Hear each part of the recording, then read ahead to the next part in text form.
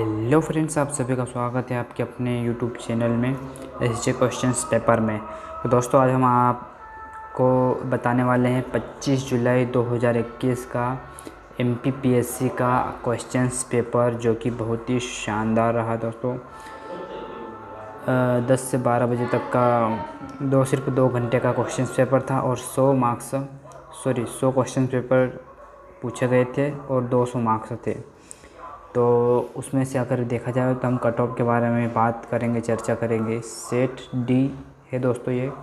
वैसे अगर देखा जाए तो set A B C D कोई सा भी सेट हो, क्वेश्चन जो रहेंगे वही रहेंगे, सिर्फ उनको थोड़ा सा फेरबदल करके दे दिया जाता है। बाकी सेट क्वेश्चन पेपर वही का वही रहता है, कोई दिक्कत नहीं। डी आया या ए आया कोई मतलब नहीं, वही पेपर रहता है।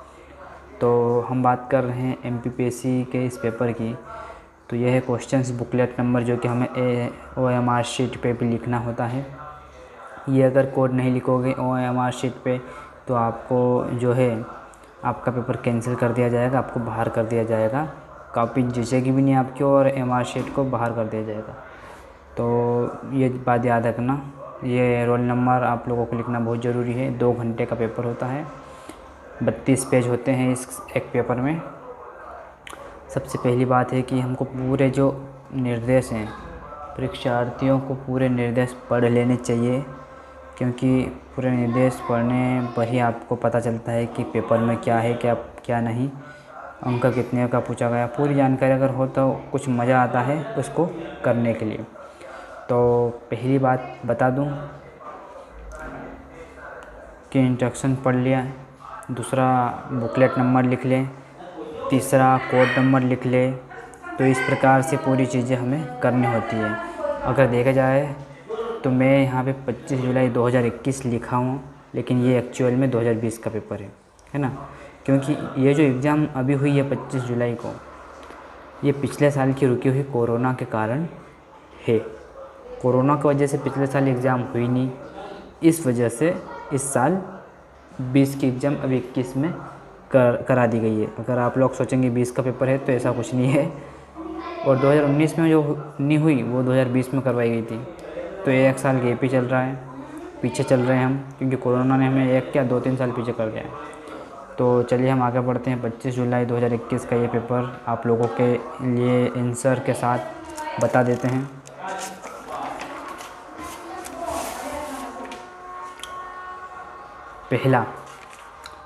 पहला जो क्वेश्चंस पूछा गया है, किस संगठन ने व्योमित्र नाम के भारतीय रोबोट को विकसित किया? किस संगठन ने व्योमित्र नाम के भारतीय रोबोट को विकसित किया? तो इसरो। दूसरा, गार्टनर के अनुसार 4 चरण परिपक्वता मॉडल को क्रम में व्यवस्थित किया जा सकता है। तो एक लॉजिकली क्वेश्चन है दोस्तों। अगर हम 4 चरणों की बात करें तो लेन देन, सहभागिता, परिवर्तन, सूचना, ये कुछ जम नहीं रहे। अगर आप लॉजिकली देखते हैं, सही तरीके से मैं बताता हूँ। सूचना आएगी पहले, फिर सहभागिता, फिर लेन देन होगा, फिर परिवर्तन होगा। तो इस प्रकार से एक लॉजिकली क्रम में व्यवस्थित वाला क्वेश्चन है, जो कि हमें समझकर लिख देना होता है, कुछ ज़्यादा वो नहीं करना पड़ता। तीसरा, एक सामाजिक नेटवर्क के रूप में प्रतिनिधित्व किया जा सकता है। इसमें हमने बहुत रिसर्च की थी। इसमें ग्राफ हमारे ख्याल से आना चाहिए, क्योंकि हमने एक संदर्भ में पढ़ा था ग्राफ के बारे में।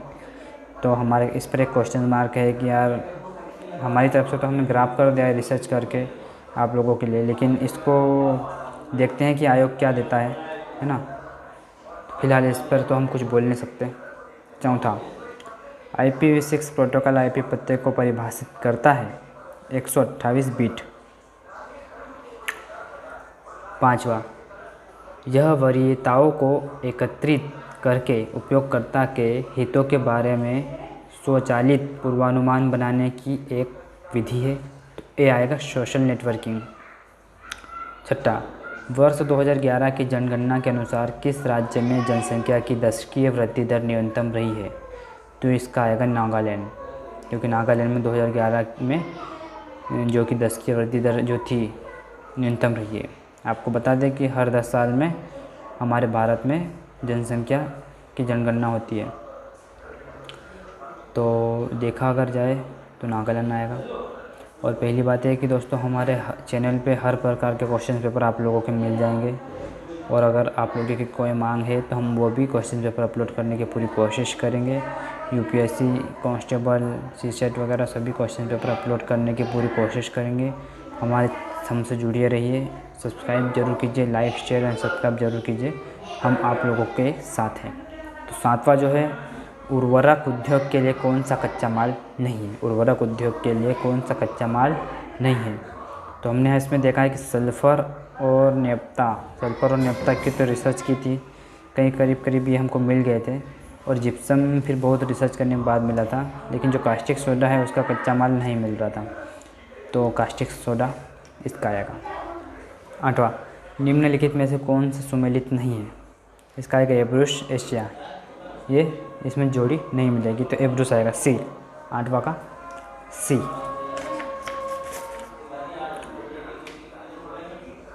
9वां, सूची फर्स्ट को सूची सेकंड से सुमेलित कीजिए तथा दिए गए उत्तर का चयन कीजिए। अब यहाँ इसमें जोड़ी मिलाना है अपने को, है ना। जोड़ी मिला लेते हैं। वाणिज्यिक फल उत्पादन, है ना, पहला एक आएगा वाणिज्यिक दुग्ध उत्पादन का आएगा मलेशिया, अन्न उत्पादन का आएगा डेनमार्क, और बागायती कृषि का आएगा फ्रांस, और वाणिज्यिक फल उत्पादन में आएगा अर्जेंटीना। तो इस प्रकार से जोड़ी है दोस्तों। ये ऐसा नहीं कि एमपीपीएससी में इस बार ही पूछा गया, ऐसा हम इनको देखकर हर परीक्षा का अंदाज़ा लगा सकता है पीएससी के बारे में। तो क्वेश्चन पेपर देखना बहुत ज़रूरी है। मैं तो कहता हूँ आप 8 से 10 साल के क्वेश्चन पेपर आराम से रीड कर दीजिए, आपको कोई से भी प्रे तो को ज़्यादा दिक्कत देना ही नहीं पड़ेगा, आप ऐसे ही प्री पास कर लोगे अगर 8 से 10 साल के क्वेश्चन पेपर आप लोगों ने हल कर दिए तो। 10वां, भारत के निम्नलिखित में से किन राज्यों में पवन ऊर्जा के विकास की संभावनाएं अधिक हैं। तो तमिलनाडु एवं गुजरात। 11वां, भारत शासन अधिनियम 1919 के अंतर्गत भारतीय विधायिका का अंतिम निर्वाचन किस वर्ष में आयोजित किया गया था। तो इसमें बहुत हमने रिसर्च करी, संदर्भ अगर देखा जाए तो 1930 आया है, हालांकि इस पर भी डाउट है, अब आयोग क्या कहता है देखते हैं हम लोग कि आयोग इस पर क्या कहता है। 12वां, संविधान सभा के प्रथम मनोनीत उपसभापति कौन थे। इस पर भी क्वेश्चन मार्क ही है, वी.डी. कृष्णमाचार्य, सी मुखर्जी, दोनों में से किसी का भी अभी फ़िलहाल तो आंसर पता नहीं है, क्योंकि हमने बहुत देखने के बाद भी पेपर भी पढ़े और बहुत सारी रिसर्च भी की है, लेकिन नहीं मिल रहा है। तो इसका आप लोग देख लीजिए, हम कमेंट बॉक्स में या फिर कमेंट कर सकते हैं। 13, निम्न में से कौन सी अभिव्यक्ति भारत के संविधान के अनुच्छेद 108 के अंतर्गत दोनों सदनों की संयुक्त बैठक आहूत करने की सूचना के संबंध में उचित है। इसका आएगा राष्ट्रपति का आशय। 14, भारत के संविधान का अनुच्छेद 24 जोखिमपूर्ण कार्यों से संबंधित कारखानों में बालकों के नियोजन को निषेध करता है, ऐसा निषेध है तो पूर्ण निषेध। 15, भारत के संविधान के अनुच्छेद 368 के संबंध में कौन सा कथन सही है। तो इसका आएगा फर्स्ट सही एवं गलत, सेकंड गलत है, तो इसका आएगा उत्तर ए। 16, बिंदुसार के शासनकाल में अशोक ने अवंती महाजनपद जीतकर मौर्य समाज में मिला लिया था, इसका उल्लेख किस राज्य में मिलता है। तो इसका पतंजलि का महाभाष्य आना चाहिए, लेकिन इस पर भी क्वेश्चन मार्क है, इसका भी हमें कुछ मिल नहीं रहा है। देखते हैं आयोग, लोक सेवा आयोग क्या बताता है हमें, उसके आंसर की में देखते हैं। 17, चचनामा के अनुसार 6वीं और 7वीं शताब्दी में सिंधु देश की राजधानी क्या थी। तो देवल, हमारे संदर्भ में तो देवल आ रहा है, देखते हैं क्या आगे क्या होता है। वैसे आप लोगों के लिए हमने बहुत चीज़ें आसान कर दी हैं, कुछ चेक गलत हो सकते हैं, लेकिन बहुत सारे आप लोगों के लिए आसान कर दिए कि देखते हैं फाइनल लिस्ट क्या आती है। अभी आज 25 जुलाई है, हम आज ही कोई अपलोड कर रहे हैं ताकि आप लोगों के लिए आसानी हो। 18, मुग़ल कालीन ग्रंथ मासिर ए आलमगीरी किसकी रचना है। तो साकी मुस्तैद खां। 19वां, मध्यकालीन भारतीय इतिहास में पन्ही तथा उपान्हा का उल्लेख किस संदर्भ में मिलता है। तो जूता। 20, आदि ब्रह्म समाज की स्थापना किसने की। केशव चंद्र सेन। ये ब्रह्म समाज के बाद में केशव चंद्र सेन ने आदि ब्रह्म समाज की स्थापना की थी। 21वां, मध्य प्रदेश के निम्नलिखित राज्यपालों में से कौन हरियाणा के मुख्यमंत्री रहे हैं? तो डॉक्टर भगवत दयाल शर्मा। 22, मध्य प्रदेश के निम्नलिखित मुख्यमंत्रियों में से कौन मध्य प्रदेश विधानसभा में नेता प्रतिपक्ष के पद पर नहीं रहे? तो इसमें आएगा दिग्विजय सिंह और मोतीलाल वोरा नहीं रहे, केवल 1 और 2 सही हैं। 23वां, मध्य प्रदेश विधानसभा की कार्यवाही का सही क्रम चुने। इसमें आएगा 3, 2, 4, 1, मतलब दूसरा बी सही है। पहले आएगा शपथ या प्रज्ञान, फिर राज्यपाल का अभिभाषण, फिर मंत्रियों का परिचय होगा और फिर निबंध लेखन, यानी कि बी सही है। मध्य प्रदेश उच्च न्यायालय के निम्नलिखित मुख्य न्यायमूर्तियों में से कौन भारत के उच्चतम न्यायालय में न्यायाधीश नहीं रहे हैं? तो एस.के. झा। 25, मध्य प्रदेश में नगर पालिकाओं में अनुसूचित जनजातियों हेतु स्थानों के आरक्षण का प्रावधान भारत के संविधान के निम्नलिखित में से किस अनुच्छेद के अंतर्गत किया गया है? तो इसका हमारे एक संदर्भ में 243 आना चाहिए, पहला वाला आना चाहिए अगर देखा जाए तो। पर इस पर भी एक डाउट है, देखते हैं आयोग क्या बताता है कि क्या आएगा क्या नहीं। इस पर भी एक क्वेश्चन मार्क है, नहीं बता सकते फिलहाल, क्योंकि इस पर एक हमें कंफर्म जानकारी नहीं मिली। 26, मध्य प्रदेश में कुल वनों के कितने प्रतिशत भाग का सागौन के वृक्ष पाया जाता है? तो लगभग 20%। सीधा से आंसर है, क्योंकि ये सभी को पता है, एमपी के छात्रों को। 27, बेतवा नदी निकलती है तो विंध्य पहाड़ियों से। 28, मध्य प्रदेश के किस भाग में वार्षिक तापांतर अधिक रहता है? तो उत्तरी। मध्य प्रदेश में ग्रीष्म ऋतु में औसत तापमान बढ़ता है दक्षिण से उत्तर की ओर। अधात्विक खनिज संगमरमर। 31, मनुष्य में कितने जोड़ी कपाल तंत्रिका पाई जाती है? तो 12। वैसे हमें 8 भी मिली थी, लेकिन कहीं कहीं ज़्यादा 12 है, तो इसलिए 12 आनी चाहिए, 12 राइट है। 32, किसी भी पारिस्थितिक तंत्र में ऊर्जा का परिणाम होता है तो हमेशा सीधा। भोजन में मोनोसोडियम ग्लूटामेट MSG का उपयोग किया जाता है तो स्वाद बढ़ाने में। आपदा प्रबंधन एक्ट बनाया गया था 2005 में, वैसे बनाया 2005 में गया था, लागू 2006 में किया गया है, तो 2005 राइट आंसर। 35, इनमें से कौन सी बीमारी कोरोना वायरस से संबंधित है? पहली बात तो है कि मर्स और सार्स और कोविड-19 तीनों ही कोरोना वायरस से संबंधित बीमारियां हैं, इसलिए 35 का आएगा डी, उपरोक्त सभी। 36, एक प्रकार की माध्यमिक मेमोरी कौन सी नहीं है? तो रैंडम एक्सेस मेमोरी, जो माध्यमिक मेमोरी हो वो रैंडम एक्सेस मेमोरी के सी राइट आंसर है। 37, XML का पूरा नाम बी, एक्सेंटेबल मार्कअप लैंग्वेज। 38, माइक्रोवेव में विद्युत चुंबकीय तरंगें होती है जिनकी सीमा की आवृत्ति है 1 गीगाहर्ट्ज़ से 300 गीगाहर्ट्ज़। 39वां जो क्वेश्चन है, ब्लोफिश एक प्रकार का है, ये साइंस से द्वारा पूछा गया है। सममित एन्क्रिप्शन एल्गोरिदम, ब्लोफिश एक प्रकार का है, तो एक साइंस के ऊपर पूछा गया है ना। 40, रोबोटिक्स के संबंध में PUMA क्या है? तो programmable universal machine for assembly, see right. 41वां, 2011 की जनगणना के अनुसार मध्य प्रदेश के किस जिले में सर्वाधिक लिंगानुपात है? तो बालाघाट। 42, मध्य प्रदेश का फसल क्षेत्र में विकास दर वर्ष 16-17 के लिए है तो 28-12, तो इस पर भी काफ़ी रिसर्च की गई है, तब जाके 28.12 कुछ आया, तो 28-12 हमारे ख्याल से सही है। 43वां, निम्नलिखित में से कौन सा खनिज सिर्फ मध्य प्रदेश में पाया जाता है? तो हीरा। एक ये मध्य प्रदेश वालों के लिए बहुत अच्छा होगा, कोई भी बता देगा कि मध्य प्रदेश में कौन सा खनिज पाया जाता है ज़्यादा, तो हीरा आएगा। मध्य प्रदेश जनजातीय संग्रहालय किस शहर में अवस्थित है? तो भोपाल आएगा। 45वां, आकांक्षा योजना संबंधित है अनुसूचित जनजातीय छात्रों को प्रतिस्पर्धात्मक परीक्षा हेतु कोचिंग देने से। मध्य प्रदेश का पन्ना जिला किस खनिज के लिए प्रसिद्ध है? तो कोई भी बता देगा MP वाला, पन्ना जिला हीरा के लिए उपलब्ध है, हीरा के लिए प्रसिद्ध है। मध्य प्रदेश में ये हीरा वाला ही 2-3 बार घुमा घुमा के पूछ लिया गया है, वैसे हीरा पन्ना पिक्चर फिल्म भी थी पिछली, अगर याद किया जाए तो हीरा पन्ना कोई भी बता देगा। वैसे एमपी के छात्रों को ये हीरा पन्ना तो पता ही है। 47वां चंबल नहर सिंचाई परियोजना संबंधित है यमुना बेसिन से। 48वां जवाहर सागर जल विद्युत परियोजना किस नदी पर स्थित है तो चंबल। 49 मध्य प्रदेश की प्रमुख फसल है तो गेहूँ। निम्न में से कौन सी एक फसल व्यापारिक नहीं है तो बाजरा। गन्ना जो होता है वो भी व्यापारिक फसल है, उसका भी लेन देन अधिक होता है, कपास का भी, केले का भी, और बाजरा जो होता है बहुत कम होता है, इसलिए व्यापारिक फसल नहीं मानी जाती, इसलिए बाजरा व्यापारिक फसल नहीं है।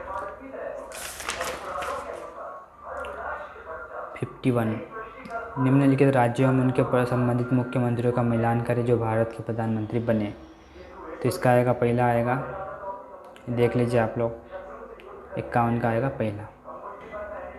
52 भारत के सर्वोच्च न्यायालय में निम्नलिखित में से किस प्रकार के न्यायाधीश न्यायमूर्तियों की नियुक्ति की जा सकती है तो पहला आएगा सही, फर्स्ट का सही है और दूसरा सेकंड गलत है। तदर्थ न्यायाधीश सर्वोच्च न्यायालय में होता है।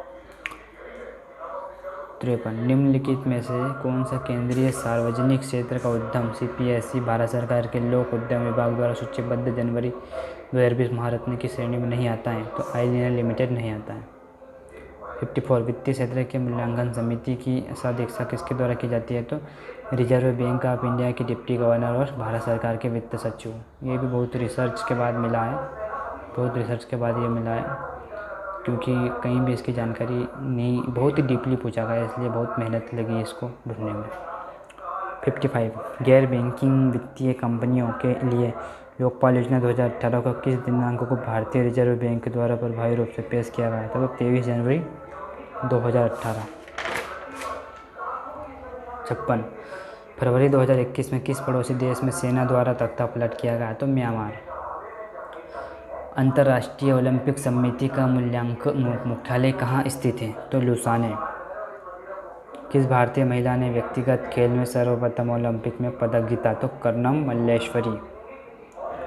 59 मध्य प्रदेश शासन द्वारा खेल प्रशिक्षकों को प्रदत्त किए जाने वाले निम्न में से कौन सा पुरस्कार सर्वोच्च है तो विश्वामित्र पुरस्कार।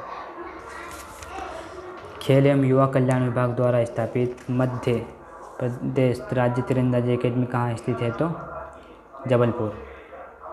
निम्नलिखित कथनों पर विचार कीजिए।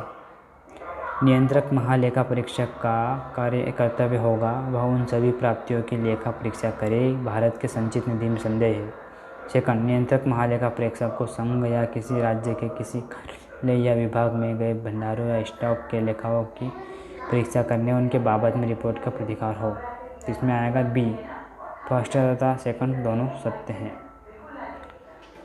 62 नीति आयोग के प्रथम उपाध्यक्ष कौन थे तो अरविंद पनगड़िया।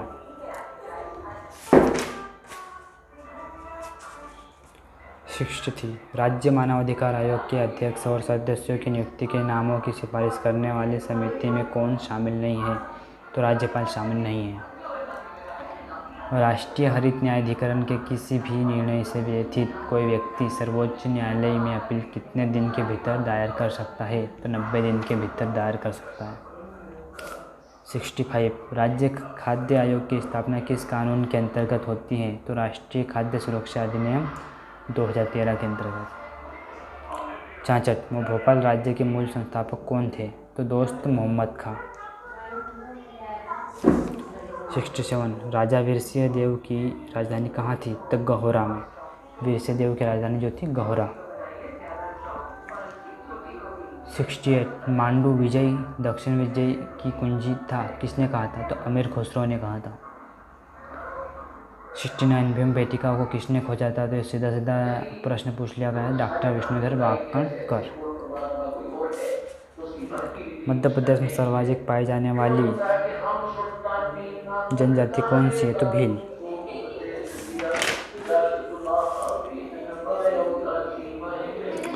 71 सूची फर्स्ट और सेकंड से सम्मिलित की करना है इसको।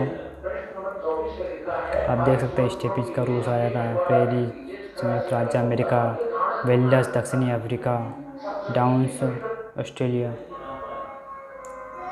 71 तो इसका देख लीजिए कि सी आएगा। 72 भारत के किस राज्य में सागौन के वन का क्षेत्र सर्वाधिक है? तो मध्य प्रदेश। 73 निम्नलिखित में से कौन सा एक सुमेलित नहीं है?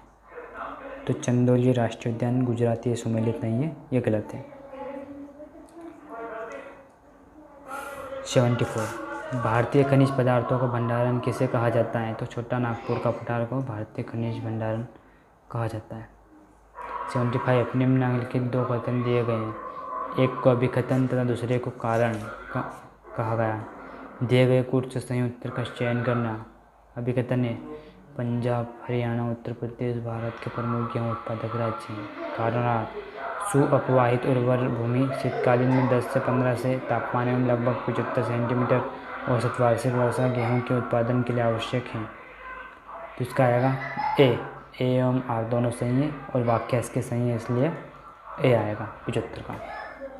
76 पद्मश्री भूरीबाई किस लिए प्रसिद्ध है? तो बहुत ही सीधा क्वेश्चन ये पूछ लिया गया है। चित्रकारी के लिए प्रसिद्ध है एमपी में।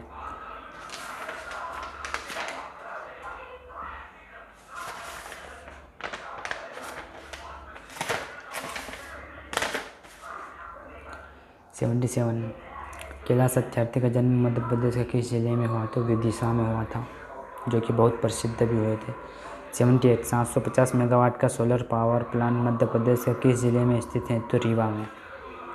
79 मिजोरम में स्थित फावांगपुई राष्ट्रीय उद्यान को किस अन्य नाम से भी जाना जाता है? तो नीला पर्वत उद्यान। और 80 फरवरी 2021 में प्रधानमंत्री जी द्वारा किस शताब्दी समारोह की शुरुआत की गई? तो चौरा चौरा शताब्दी समारोह। 81 निम्नलिखित कथनों पर विचार कीजिए। हम डायरेक्ट इसको बता देते हैं कि 81 का आएगा बी, सेकंड और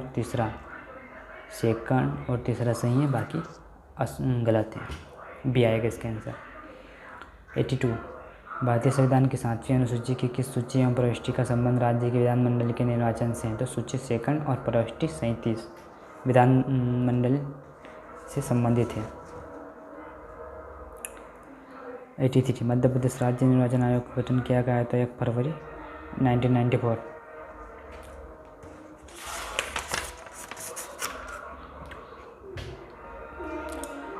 2 या 2 से अधिक राज्यों के लिए एक संयुक्त राज्य लोक सेवा आयोग की स्थापना की जा सकती है, ए एवं बी दोनों। संसद विधि द्वारा संयुक्त राज्य लोक सेवा आयोग नियुक्ति करता है और करार करने पर, तो ये दोनों सही है, सी राइट है। 85 किस प्रावधान के अंतर्गत मध्य प्रदेश लोक सेवा आयोग का गठन किया गया है? तो राज्य पुनर्गठन अधिनियम 1956 की धारा 118 से 3, बी राइट। 86 राष्ट्रीय कवि बाल कवि बैरागी का वास्तविक नाम क्या था? नंदराम दास। 87 7 सागर 9 नारायण एवं 84 महादेव की परिक्रमा मध्य प्रदेश के किस नगर में संपन्न होती है? तो कोई भी एमपी वाला बता देगा, उज्जैन, ये उज्जैन में होती है। 88 राजा भोज के किस कवि ने जैन धर्म अपना लिया था? तो धनपाल। 89 विश्व प्रसिद्ध पर्यटन स्थल सांची का प्राचीन नाम यह भी था, काकड़ाम। 90 टंट्या भील का वास्तविक नाम क्या था? तो टंट्या भील का वास्तविक नाम, एक उनको टंट्या मामा के नाम से भी बुलाया जाता है, तो ए राइट है। 91 जेनेटिक कोड की विशेषताएं हैं, इसका एक उपरोक्त सभी। 92 राष्ट्रीय विषाणु विज्ञान संस्थान कहाँ स्थित है? तो पुणे। 93 भारत ने किस देश के साथ नीली अर्थव्यवस्था समुद्री संसाधन पर सतत विकास हेतु साझेदारी के लिए टास्क फोर्स का निर्माण किया है? तो नॉर्वे। 94 आम की नीलम एवं अल्फासो के मध्य क्रॉस से किस संकर किस्म के फल का विकास होता है? तो रत्ना।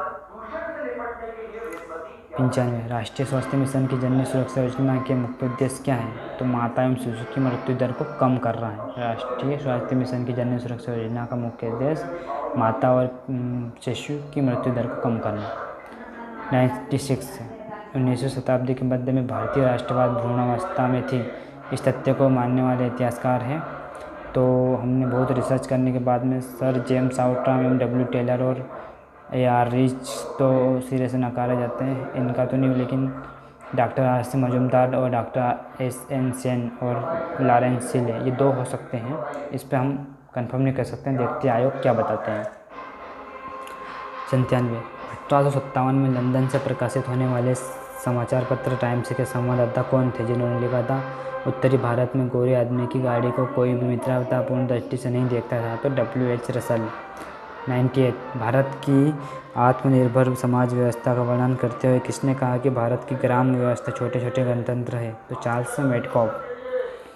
1956 के अंतर्गत पुनर्गठन अधिनियम द्वारा कितने राज्य और संघीय क्षेत्रों की स्थापना की गई? तो 14 राज्य और 6 संघीय क्षेत्र। अब आखिरी क्वेश्चन देख लेते हैं। भारतीय रियासतों के शासकों के विशेषाधिकारों और प्रीवी परसों की समाप्ति कब की गई? तो 1971। तो ये तो था क्वेश्चन पेपर MPPSC का, जो कि आज 25 जुलाई को हुआ है। इसके बाद हम इसका CSET सेकंड वाला क्वेश्चन पेपर भी आप लोगों के लिए जो बहुत जल्द अपलोड करने वाले हैं, उसकी भी आंसर की आप लोगों के लिए देने वाले हैं दोस्तों। अगर बात की जाए MPPSC के, तो ये पेपर बहुत ही अच्छा था। हालांकि पूछा भी गया था डीपली, लेकिन MP वालों के लिए कुछ अच्छा पूछा गया था और कुछ सरल और इजी भी था, तो इस वजह से कट ऑफ जा भी सकता है ज़्यादा। तो देखते हैं दोस्तों क्या आंसर की देते हैं आयोग और क्या बताते हैं, और किसकी किस्मत कब चमकती है, ये तो उसकी मेहनत पर ही होता है। तो चलिए हम आगे बढ़ते हैं दोस्तों। हमारे चैनल को लाइक शेयर एंड सब्सक्राइब जरूर कीजिए। धन्यवाद।